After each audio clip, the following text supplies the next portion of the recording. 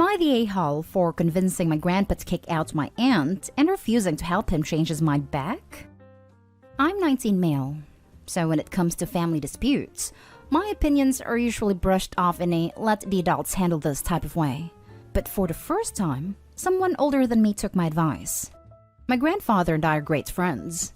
I'm closer to him than to anyone else in my family, but that's not to say I'm not close with my parents and siblings.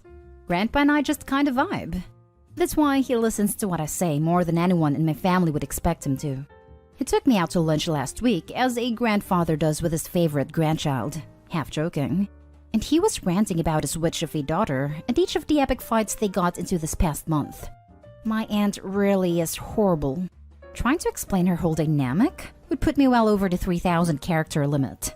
To give you an idea, 2 months ago at my sister's birthday dinner, she screamed at my dad to screw himself and waved a steak knife around. This was a nice restaurant where she was eating for free. There's also that time when my mom was pregnant with me and my eloquent aunt said, "I hope you freaking miscarry that turd in your C-word." I don't really know what else to say. This woman is mean. Anyways, talking with my mouth full of cheeseburger, I asked my grandpa, why haven't you kicked her out or at least started charging rent? He thought and said, "Yeah, my 54-year-old daughter can throw me a few hundred per month to live in my house." We laughed because my aunt is not a very agreeable person, and that conversation going down would be an event worth witnessing. We discussed and I convinced him to demand rent, and if she refused, to give her the boot. I wasn't present for the argument itself, but it went down as we expected. It was so bad that the neighbors called the cops, only the third time that has happened. Anyways, most of my family is mad that I inserted myself into the situation. They see me as a little boy still whose opinion is irrelevant. Maybe they're right. I'm 19 and everyone else is 40 to 80. But I don't like watching my grandparents go through hell living with her, so I said what I said. But crap has hit the fan, and now the entire family is divided. My grandpa has no intention of letting her back in, but my grandma wants him to. My mom is glad she's gone. Wonder why, right? And my dad doesn't like his sister very much, but he's worried all this drama will bite our family in the butt. There have been consequences. In-laws have revoked Christmas vacations that hadn't even been sent out yet, so we've pulled their Thanksgiving invitations. You get the gist. It's a whole mess. Now, people think if I talk to my grandpa, I can convince him to let her back in. They're probably right. I feel like I do have that influence. But so far, I've refused, because my grandpa's never been happier, and my grandma's starting to come around. Outside opinions, please. Now for the top comments. Not today, Hull. Dude, she's 54. Why the heck is she living with her parents? She is definitely jealous of your mom and probably has nothing better to do than stir up drama. You said what everyone was thinking, so don't feel bad about it. Oh yes, she's jealous. She's more jealous of my dad because he's her 6 years younger brother who's extremely successful and has a family of his own, while she slaves away at a job she hates. He has everything she can't have, and she's pissed about it. That being said, even my dad tolerates her for the sake of the family. The fact that her own brother and my father wants her back in their house is really what's making me question what's good for the whole family. Your father's advocating she go back to Grandpa, but I don't see him offering to take her in. It's funny that so many people seem to think you had no right to involve yourself in something that's not your business, while simultaneously doing the same. The only two people whose opinion matters here is Grandpa and Grandma. Grandpa's clearly got his mind made up, and it sounds like Grandma's starting to enjoy the fact that she's gone too. Not today, Hull. You aren't a hypnotist, and your grandpa's all his mental faculties. You didn't make him do anything. You can't make him do it. Why does this awful woman have control over half the family? She's actually nice to most of my extended family. Her rage really shines only in her immediate family. Somehow, over the years, she has befriended everyone who doesn't share her blood. At age 54, after decades of not paying rent for her entire adult life because she lived with her parents, that aunt should have quite a lot in savings. What strikes me about the story is how your grandparents might be vulnerable to elder abuse. Not saying that's what was happening, but it certainly sounds like she was taking advantage of them. Not today, Hull, if your grandparents are happier. It was their decision. The flying monkeys should butt out. She mistreats the hell out of them, but they fight back too. Both my grandma and grandpa grew up with very few families, so they have come to put family before everything, even when it defies all logic. It's taken a lot to get to this point, believe me. Now for the next story. Am I the a-hole for making my parents leave my house? I, 43 male, was finally able to purchase a neat 3-bedrooms, 2-baths house under my name for about 3 years now. Thankful for their support in order for me to live my best life, I agreed to let my parents move in with me after they decided to sell the smaller mobile home we previously lived in. However, one of the main boundaries I've set with them is that I did not want my sister, 40 female, Mackenzie, to enter my home. She and I had problems solving our fights and arguments growing up, which led to resentment, and we ultimately stopped speaking to each other by the time I graduated high school. I've tried to bury the hatchet numerous times in between, hoping that we could reach an understanding and get back in neutral terms, but Mackenzie never bothered to respond. So I left it at that. It minimized contact as well. If my parents wanted to see her, they would have to drive up to visit her themselves. I would drive them up there, or at the very least, they'd tell her to drop anything off in the driveway for them to pick up. But the biggest rule set was that she would not step into my house no matter what. By extension, this resulted in a distant relationship with my nephews/niece and brother-in-law, but I tried to be respectful when I happened to see them. Now, almost every other weekend, after policies lighten up and getting our vaccinations, I meet up with several of my long-term high school buddies and stay over at one of their places. Later that same evening I left, I realized I forgot to bring over some new wine that I bought for us all to share. And since we all lived a moderate distance from each other, I figured a 15-minute drive wouldn't kill me. But to my surprise, there's an extra car in my driveway. I recognized the license plate, and my heart dropped. I stormed into the house, and lo and behold, Mackenzie was here, and her children were playing with my dogs in the backyard. I was furious, and demanded my parents to explain why they allowed my sister to be inside. They reasoned that she was only in the dining room and wasn't doing anything wrong. I told Mackenzie to take her kids and leave, but not before she scoffed and called me a pathetic and selfish loner. My parents were mad at me for forcing Mackenzie to leave, but I argued that they broke the only single, most important boundary I asked of them. They said I was overreacting and that my house was also their shared space. They even said we were all still family, but I disagreed strongly with that statement because Mackenzie and I never solved our estranged relationship. I asked them if they had done this behind my back the times when I wasn't home, and they admitted to doing so. I felt overwhelmed and told them they were going to stay at Mackenzie's place for an indefinite amount of time.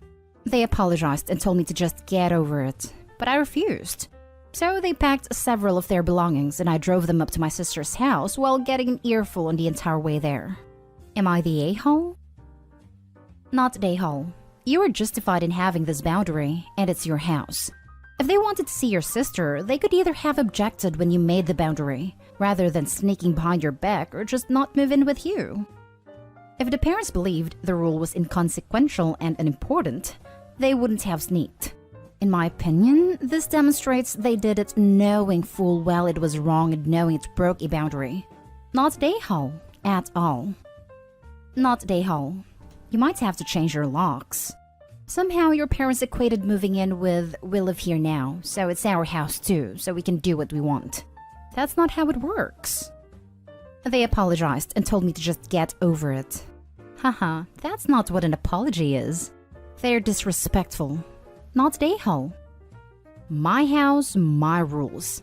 If I let you live in my house, you do not have to like my rules. But you will comply with them or you won't live there anymore. You made one rule. They ignored it. Play stupid games, win stupid prizes. Not the a-hole. Next story. Am I the a-hole for telling my brother and his fiancée no?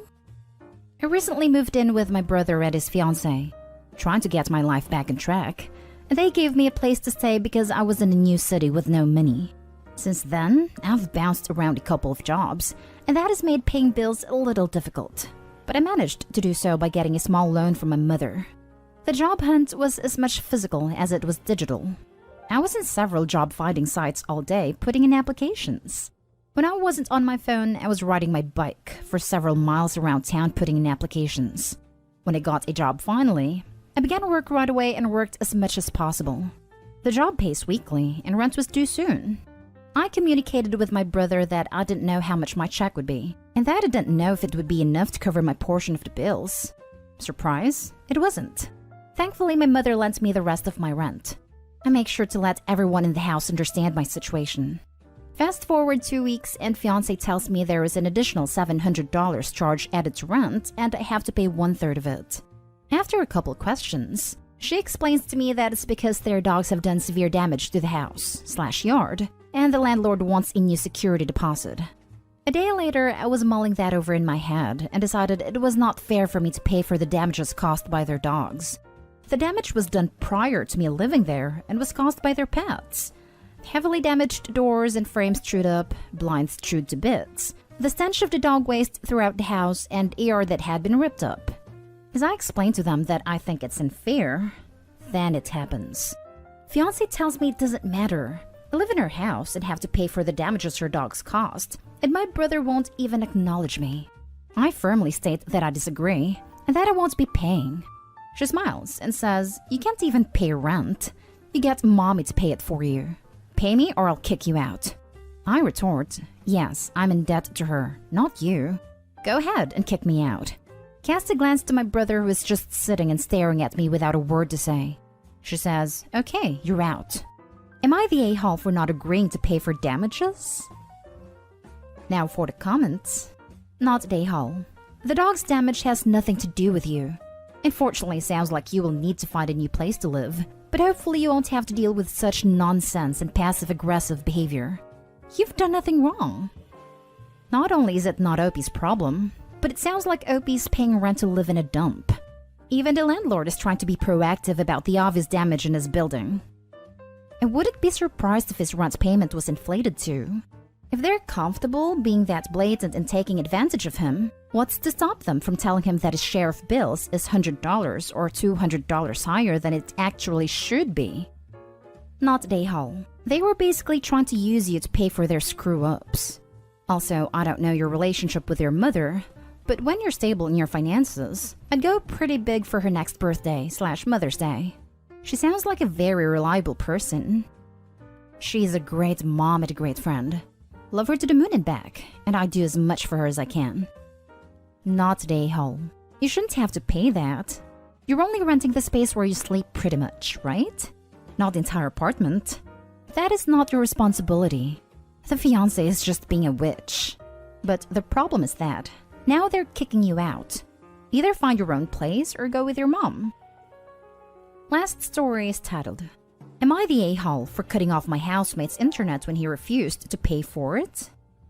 I've 25 male been living with my housemate 24 male for a little over a year now, and I've known him since college. We pay our rent separately to our landlord, and this place is great. Like, the only monthly expenses other than the rent is a cell phone bill, internet bill, and of course food, as the electricity and water are covered by the landlord. I don't know how or why, but I'm not complaining. He is a pretty chill landlord. He's retired and I get the sense that he just doesn't care anymore. My housemates and I agreed to split the cost of the internet bill, so we pay roughly $50 each. Or at least it should be that way. But a couple of months back, he decided he didn't want to pay his share of the internet, because I actually pay less than him in rent. Again, I don't know why, but I pay about $40 less than him. It's been an ongoing issue, but I'm not okay with him just not paying his share of the internet, especially for such a flimsy reason. The other day, I asked him again for the total amount he owed, which by this time was $150, and he told me to buzz off. I'm tired of you constantly nagging me. You save a ton with rent. Can't you help me out a little? $40 in rent difference, and this shoved a stick so far up his butt he doesn't want to give me my money? Fine. So I said, okay, logged into my router settings, and disconnected all of his devices, and changed the password. I just did not give a crap anymore. He came demanding I turn the internet back on. I told him no, unless he gave me the money owed. He started begging and said he had a meeting today that was really important. So I said, must not be that important if $150 is too much for you to give me for internet. You have your phone, hotspot from that. He left after that. Now there's so much tension in the house. Enough where I can cut it with a knife. Then he went off and complained to mutual friends, and a lot of them took his side in saying that I'm not a good friend, and that I shouldn't be blackmailing him like this. And I told him that I don't give a crap. If he wants to play games for a $40 rent discrepancy, I'm down to play games. And unless he gives me now $200 for messing with me, I'm not letting him use my internet. Now a few took my side saying the dude is a mooch, and was just itching to find any way to save any amount of money. So I'm turning to you all. Am I the a-hole? Sorry for the overall tone of the post, but I'm pissed. Not the a-hole. Seems like he's just used to getting what he wants, and you gave him a wake-up call. Stand your ground and get your money. You're not his parent, you don't have to pay his bills. Especially if you let it add up to this amount without having a talk with you first if he needed help. At first he said, I'll get you the money ASAP, or can you wait until my next pay? To eventually what was described above in the post. And I'm just here, feeling I have egg on my face for letting it go so long. Everyone has their breaking point. This is a classic case of mistaking kindness for weakness, and your roommate is learning that the hard way. Not the a-hole. It gets shut off if he was paying the ISP directly. Just because he's a friend doesn't mean he can play by different rules than everyone else. Yes, but his underlying motivation, after the initial song and dance, for not paying, is because OP pays $40 less in rent, apparently.